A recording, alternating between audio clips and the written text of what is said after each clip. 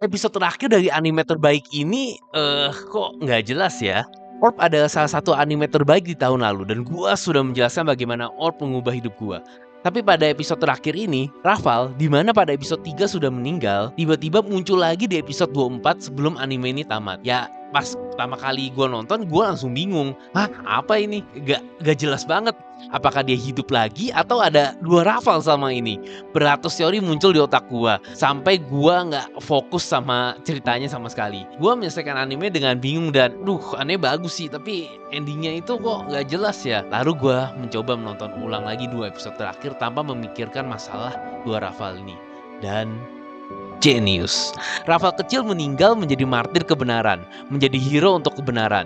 Kita menonton dari awal walaupun Rafal sudah tidak ada, tapi api tetap menyala hingga generasi-generasi berikutnya selama 25 episode ini. Lalu Rafal dewasa muncul. Dia bukanlah pahlawan, dia membunuh ayah dari seorang anak. Banyak yang langsung label ini sebagai plot hole dan merasa dunia yang realistis ini menjadi agak surreal. Tapi coba pikir ulang, apa yang sama ini diajarin sama Orb?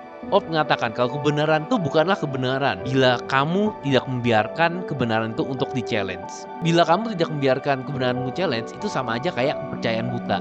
Dan itulah yang dilakukan ending ini. Dia men-challenge kita. Dia men-challenge anime ini sendiri bahkan. Pada episode 4, kita dibawa ke sudut pandang Albert yang kehilangan ayah karena seseorang yang bawa nama dan wajah Rafal. Rafal ini gak penting.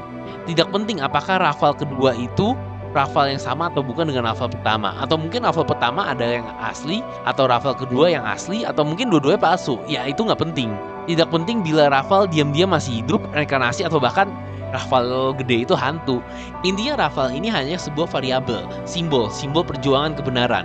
Mereka memiliki prinsip yang sama, benar-benar sama dalam mencari kebenaran. Rafal pertama rela mengorbankan dirinya demi api kebenaran. Rafal kedua juga rela mengorbankan dirinya dan orang lain demi api yang sama. Rafal pertama terlihat lebih heroik karena dia martir, tapi Rafal kedua dilihat seperti penjahat karena dia pembunuh. Padahal Rafal pertama akan melakukan hal yang sama dengan Rafal kedua bila di kondisi yang sama. Garis antara baik dan jahat sangat buram di episode terakhir ini.